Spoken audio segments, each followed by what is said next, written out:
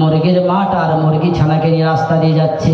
যাওয়ার পরে পরে যে কথা বলছিলাম, পানি এসে গেল, আল্লাহ তাআলা পানি অবতীর্ণ করলেন।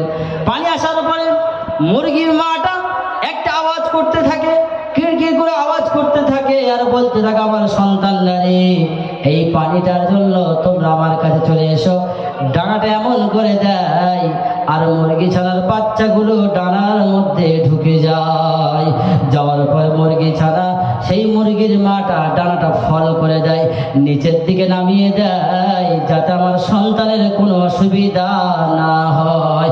আল্লাহ বললেন, শোনো, শুধু তাই নয়, মুরগির বাচ্চারা সেই ডানার মধ্যে থেকে কিচির মিচির আওয়াজ করতে থাকে আর বলতে থাকে, মা, আমি তোমার যে ডানার মধ্যে আছি আর তুমি যে ফলটা করে দিয়েছো, আমাদের আর কোনো অসুবিধা নেই মা, আমরা খুব ভালো আছি, আমাদের আর কোনো অসুবিধা হবে না।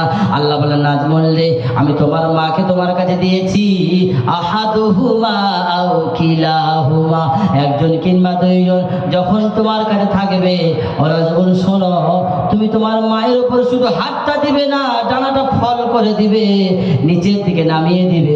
তোমার মা যেন মনে মনে করে,